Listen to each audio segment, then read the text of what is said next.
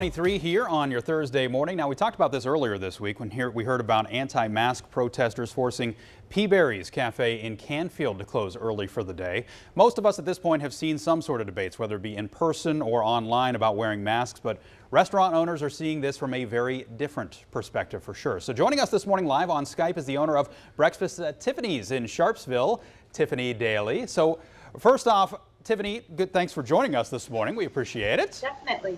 Yeah, sure. All right, so how has business been since everything's reopened for you guys? So over in PA, we're at 25% capacity, and being a small diner, that allows for about 20 people in. So I mean, we are steady for what we're allowed to have, for sure. Have customers been mostly understanding then of some of the rules that have been put in place through the state government?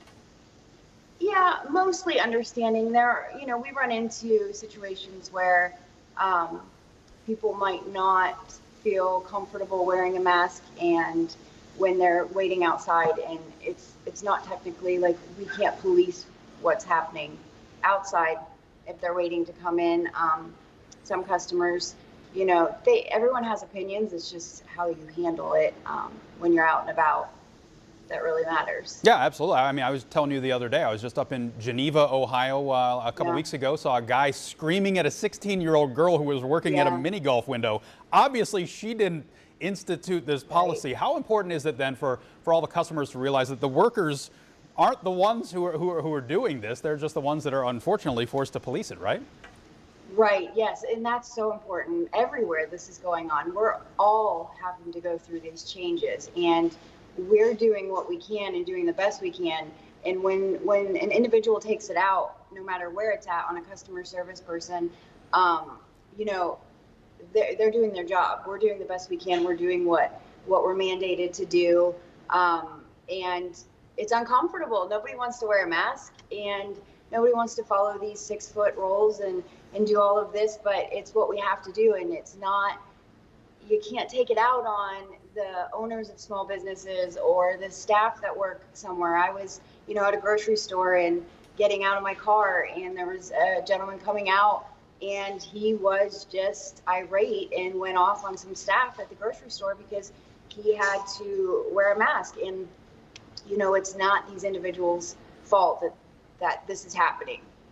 Exactly. And from a business owner perspective too, what kind of risk does a business potentially run if they don't follow these rules?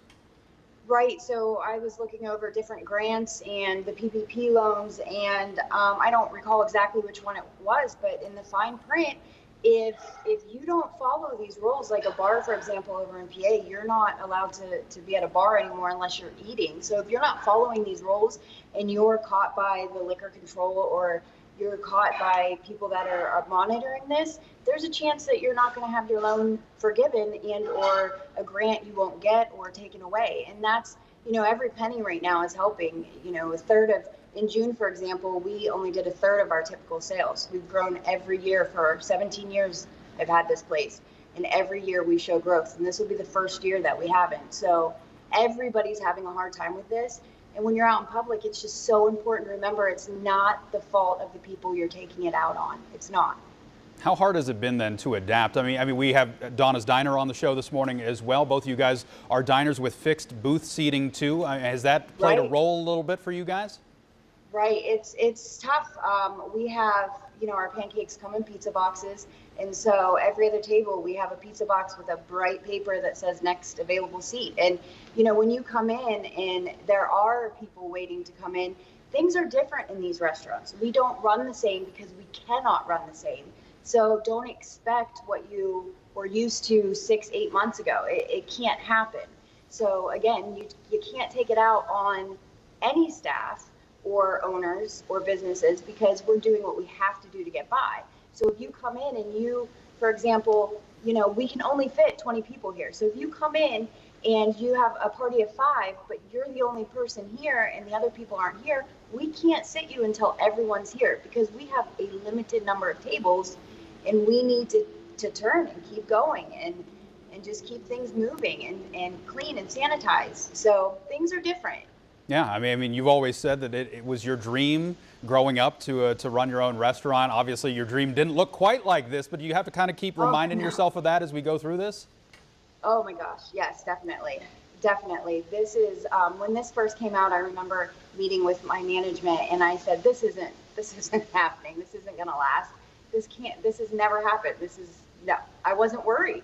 And then as it progressed, I was like, wow, this is real. This is affecting so many, like up to 50% of small business restaurants, especially, are likely to shut down or not reopen. And that's just heartbreaking. You know, a lot of us have put blood, sweat, and tears into these places, and we have staff that's family, and it's just it doesn't feel real at all. Well, we're at least glad to see you in business in some capacity right now. I know it's a limited capacity, but keep on smiling, Tiffany. We'll see you soon. All right. All right, thank you. All right, we will move from the location of one Mercer County restaurant staple to another. Emily is live from Donna's Diner this morning for National Root Beer Float Day. Also taking a look at the live in Sharon, PA. We are talking about National Root Beer Float Day, but before we talk about these awesome root beer floats, we need to talk about this awesome